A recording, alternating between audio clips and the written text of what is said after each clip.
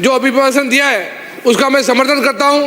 धन्यवाद। जय हिंद, जय भारत। श्री संदीप जी।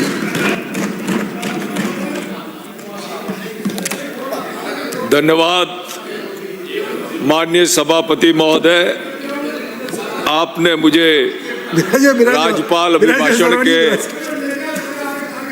पर बोलने का अवसर प्रदान किया। श्रवण जी कोई सुन नहीं रहा आपकी बात, आप बिराजो। आपका आभार। माननीय राज्यपाल महोदय ने पूरा सदन अच्छा चल रहा है।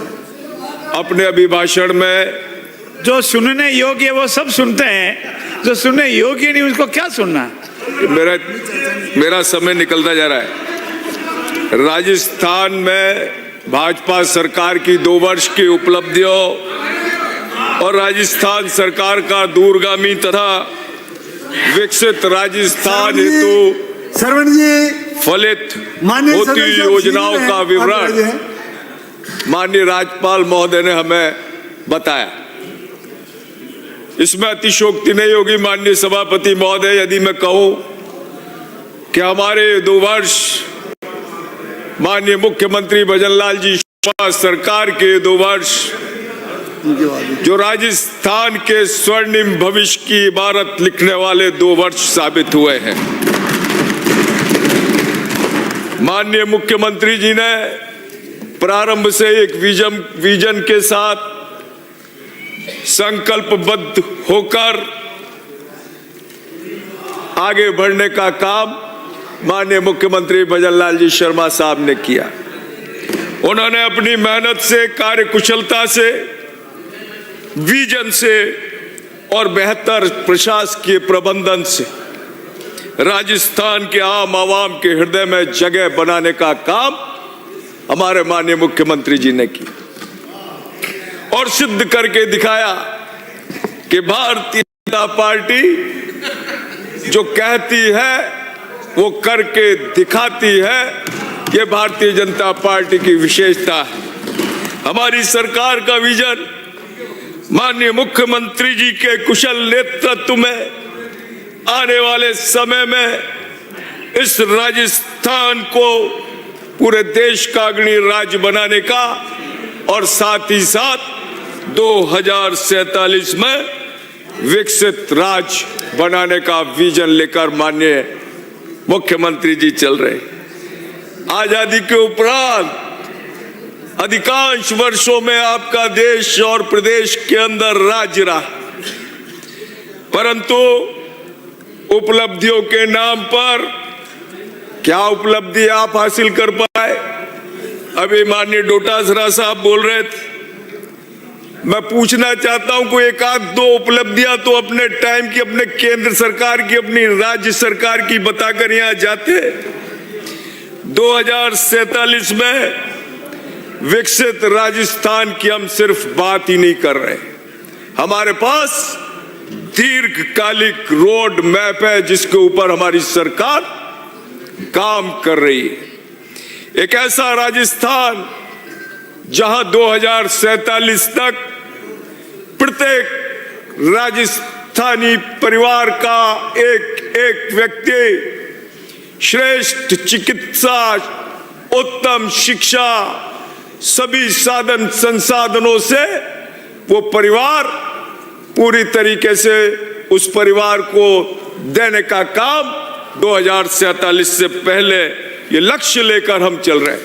और इसके लिए हम सिर्फ बातें नहीं कर रहे, लक्ष्य निर्धारण, समयबद्ध प्लानिंग, सतत मॉनिटरिंग और जवाबदेही से लक्ष्य प्राप्त करने की प्रतिबद्धता हमारे राजस्थान को समृद्ध, सक्षम और दृढ़ राजस्थान बनाएगी, खुशहाल राजस्थान बनाएगी। ऐसा सपना हमारे माननीय मुख्यमंत्री भजनलाल जी शर्मा का। मैं आपको बताना चाहता हूं कि हम बातें नहीं करते हैं। 45 विभागों में 13 सेक्टरों में बांटकर केपीआई के अनुरूप बेसलाइन ट्रैकिंग के माध्यम से अल्प, मध्यम और दीर्घकालीन लक्ष्य निर्धारित करके हम कार्य को परिणित करने का काम धरातल पर कर रहे हैं। विकसित राजस्थान 2047 के विजन डॉक्यूमेंट के अनुरूप विकास की गाड़ी का पहिया दौड़ लगाने लगा है, दौड़ धरातल पर। हमारी सरकार किसानों, युवाओं, महिलाओं, श्रमिकों, वंचितों, पिछड़ों के कल्याण की योजना बनाकर उनके समग्र उत्थान की नीति के साथ पूर्ण प्रतिबद्धता के साथ कार्य को प्रणीत करने का काम हमारी सरकार जमीन पर कर रही है, धरातल पर कर रही है। मैं धन्यवाद देता हूं माननीय मुख्यमंत्री जी का। आपने विश्वास जीता है राजस्थान के युवाओं का, आपने भरोसे को जीता है राजस्थान के युवाओं को। आपने पूर्ण अडिगता से प्रतियोगी परीक्षाओं की पवित्रता को और विश्वसनीयता को राजस्थान में स्थापित करने का काम किया है। अभी आपके सीकर से आने वाले माननीय वरिष्ठ सदस्य कह रहे थे, उन्होंने लगभग 50 पेपर लीक बता दिए। अरे ऐसे कैसे पेपर लीक हो गए जो आपके अलावा किसी को मालूम नहीं? और आपके जो पेपर लीक हुए वो तो कोई कुछ भी नहीं था। गजब हो गया, इतना झूठ। अरे भाई पेपर लीक अगर हमारे होते तो हल्ला मचता। तुम्हारा हल्ला तो पूरे देश भर में मच गया था। आप सोचो 2018 से 23 तक, अभी माननीय चंद्रभान जी बता रहे थे 19 पेपर लीक हुए। सबसे नकलची राज राजस्थान, पेपर लीक माफियाओं का राज राजस्थान। नत्थी का बाड़ा कौन सा प्रदेश? राजस्थान। तो सारे खिताब, सारे तमगे आप लोगों ने दिलाए। मैं जब कोटा से यहाँ विधानसभा आ रहा था तो एक युवा कवि मेरे पास आया, उसने कहा उनके लिए संदीप जी 4 पंक्तियां लिख के दे रहा हूं। संदीप जी जवाब दे दो, नाथी का बाड़ा क्या है बताओ। जिनका बाड़ा था उसमें कोई भी आता था तो उसको रुकने की व्यवस्था थी, बाकी जी का शुल्क लगता था। तो जोधपुर के बाड़ा हम ये पूछना चाहते हैं, कहाँ पे था? और हम ये पूछना चाहते हैं माननीय चौधरी जी, ये नाथी का बाड़ा सिर्फ शिक्षा मंत्री जी के लिए कौन इनको तमगा दिया गया? डोटासरा जी को? माननीय सभापति महोदय, जब मैं कोटा से विधानसभा आ रहा था तो एक कवि मेरे पास आया, युवा कवि। उस युवा कवि ने कहा मैं 4 पंक्तियां इनके लिए बना के दे रहा हूं साहब, आप जरूर बोल के आना। तो मैं बताऊं, यहां परीक्षा हुई रीट की, पूरा फर्जी बाड़ा था। राजस्थानी शिक्षा का मंदिर भी नाथी का बाड़ा था। किसका नंबर, किसका पेपर, कौन परीक्षा देता था? पेपर चोरी करने वाला खुद को अफसर कहता था। पर हमारी सरकार ने, आपने क्या किया? पूछ रहे थे डोटासरा साहब, माननीय साहब पूछ रहे थे। अरे हमने तो 140 FIR दर्ज करके 420 लोगों को जेल के सीखचों के पीछे डाल दिया और नकल से कमाई उनकी सारी संपत्ति को बुलडोजर से नेस्तनाबूद करने का काम हमारी सरकार ने किया। आपने क्या किया था? आप क्यों नहीं कर पाए थे? कैसे हमने कर दिया ये बताते? या खड़े होकर बड़ी बड़ी बातें कर गए? अरे याद करो क्या हालात कर दिए थे।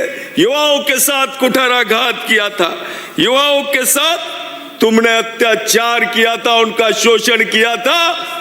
प्रदेश का युवा तुम्हें कभी माफ नहीं करेगा, कभी माफ नहीं करेगा। अरे किस मुंह से बात करते?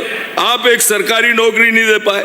राजस्थान की युवा शक्ति के साथ आपने खिलवाड़ ही नहीं किया, उनके साथ अन्याय किया था। अन्याय ईश्वर कभी माफ करने वाला नहीं है आपको। युवाओं के सपनों को आपने चूर चूर कर दिया, उन्हें आत्महत्या के दरवाजे तक आप लेकर आ गए। ऐसे न्यायालय कितने युवाओं ने इन पेपर लीक के बाद आत्महत्याएं करी। एक उद्योग धंधा आप नहीं लगा पाए, कोई विजन आपके पास नहीं। हमारी सरकार ने इन 2 सालों के अंदर 1 लाख नियुक्तियां युवाओं को दे दी। 1,54,754 नियुक्तियां देने की तैयारी है और कैलेंडर 2026 कैलेंडर जारी कर दिया, जिसमें 1 लाख युवाओं को भर्ती दी जाएगी। युवाओं में आज उमंग है, उत्साह है, विश्वसनीयता है। सरकार ने प्रामाणिक रूप से अपना काम करके दिखाया है। यही नहीं, हमारी सरकार ने नवीन युवा नीति और हमारी सरकार लगातार युवाओं के लिए काम करने वाली सरकार है। सिर्फ बातों से काम नहीं चलता, काम करना पड़ता है, खपना पड़ता है, मेहनत करनी पड़ती है, तब जाकर ये श्रेष्ठ परिणाम जिन्हें देखकर जो आपको पच नहीं रहे, वो परिणाम सामने तभी आते हैं जैसे हमारी सरकार ला रही। हमारी सरकार ने खिलाड़ियों को पूरी तरीके से, खिलाड़ियों के लिए समर्पित सरकार। लगभग 39 खिलाड़ी ऐसे जो राष्ट्रीय और अंतर्राष्ट्रीय स्तर पर, मेरा नंबर नहीं आने वाला माय डियर, राष्ट्रीय और अंतर्राष्ट्रीय स्तर पर आपकी बात तो कोटा ही कर लेना, 39 कोटा ही हो जाएगी आपकी बात तो। खिलाड़ियों को माननीय सभापति महोदय 2,95,00,000 रुपए देकर उनका उत्साहवर्धन करने का काम किया। 3 जगह बालिका संकुल खोलकर, खेल संकुल खोलकर, वो 25 करोड़ की लागत से बालिका खेल में बढ़ावा देने का काम हमारी सरकार ने किया। औद्योगिक वातावरण हमारी सरकार ने rising Rajasthan global investment summit में सरकार ने 35 लाख करोड़ के MOU वो पूछ रहे थे। श्रवण जी, डोटासरा जी पूछ रहे थे कितने MOU हुए। अरे जितने तुम 5 साल में नहीं कर पाए, 2 साल के अंदर 8 लाख करोड़ के MOU करके बातें करते हो।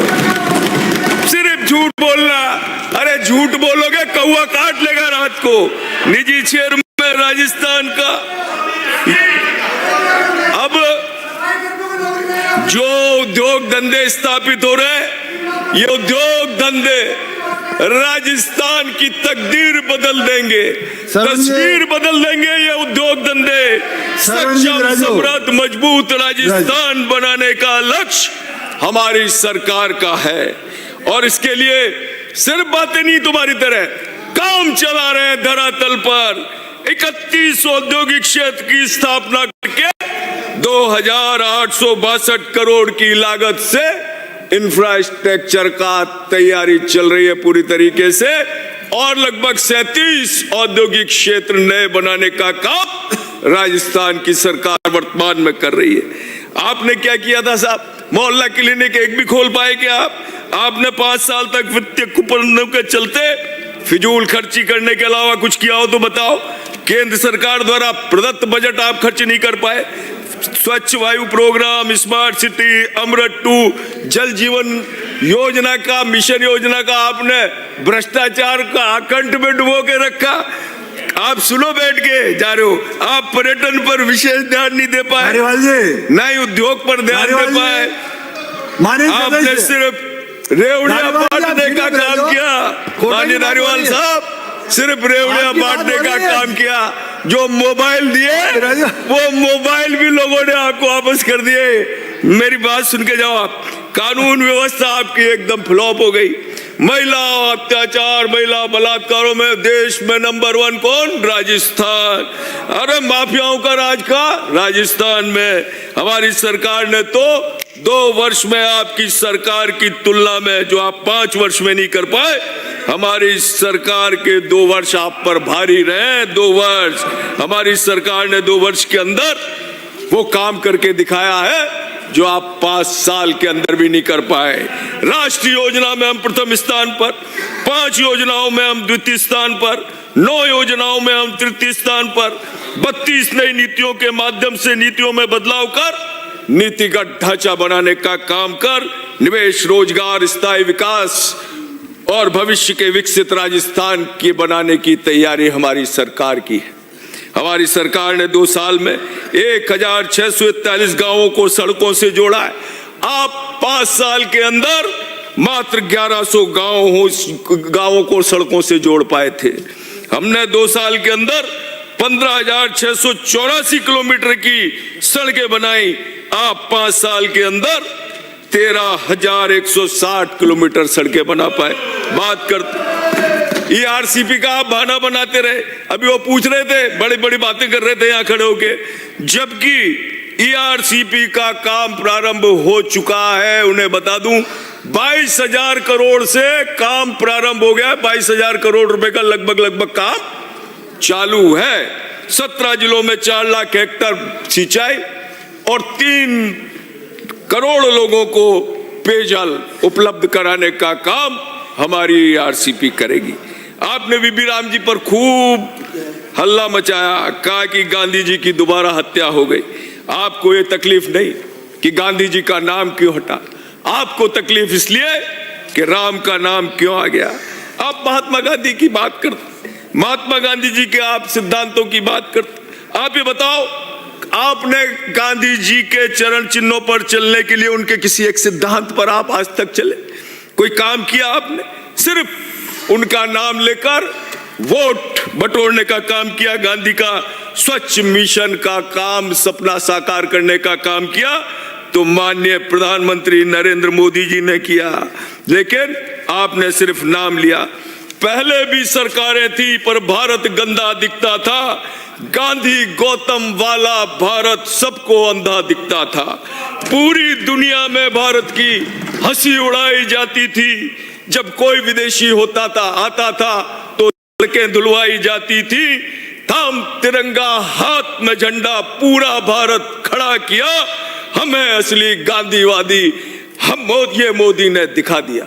असली सिद्धांतों पे चलना इसे कहते हैं। महात्मा गांधी की बात करने वालों, आप ये भूल जाते हो कि हे राम गांधी जी के अंतिम शब्द थे, पर आपने क्या किया? न्यायालय में शपथ शपथ दे दिया। राम तो काल्पनिक है। राम सेतु को तोड़ने की आपकी योजना थी। राम मंदिर के निर्माण के विरुद्ध आप खड़े रहे। आपको राम मंदिर के इनॉग्रेशन में बुलाया, आपने आमंत्रण स्वीकार कर दिया। अरे इस देश के कण कण में राम है, आस्था में राम है, श्रद्धा में रास है। हमारे आराध्य हमारे राम है। हम राम के भक्त थे, राम के भक्त हैं और राम के भक्त रहेंगे। राम लला से वादा था वो पूरा कर कर दिखा दिया। राम लला थे तंबू में, अब सिंहासन पर बिठा दिया। ये काम हमने किया। हमने गांधी जी के सपनों को पूरा किया। गांधी जी राम कह के गए थे, हमने राम को सिंहासन पर बैठाने का काम किया। कल केंद्रीय बजट आया।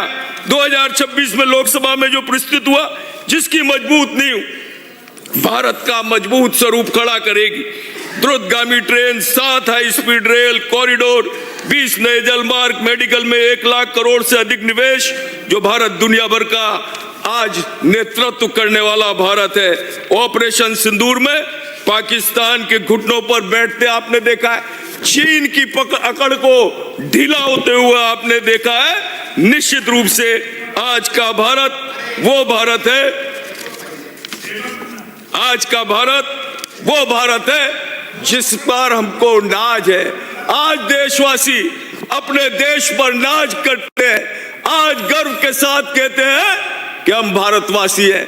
पहले भारतवासियों से हाथ मिलाने पर लोग बाग से सकुचाते थे। आज आगे होकर भारतवासियों से हाथ मिलाने आते हैं। अब वो भारत ऐसा भारत नहीं है जो दबने वाला हो, जो झुकने वाला भारत हो। अब भारत में 56 इंची का सीना भारत देश का नेतृत्व कर रहा है। जहां जाएंगे वहां उखाड़ कर फेंक देंगे। भारत आज मजबूत स्थिति में है और निश्चित रूप से हमारी जो 2 साल की उपलब्धियां हैं वो इस बात का द्योतक है कि आने वाले 5 साल इस राजस्थान की तकदीर और तस्वीर को बदलने वाले होंगे। अब राजस्थान रुकने वाला नहीं है। ये उदयमान राजस्थान माननीय मुख्यमंत्री भजनलाल जी शर्मा के नेतृत्व में विकसित राजस्थान बनेगा और आगे आने वाले समय में राजस्थान का युवा, महिला, किसान सभी खुशहाल होंगे। बहुत बहुत धन्यवाद माननीय सभापति श्री अमित चाचान जी। धन्यवाद सभापति महोदय।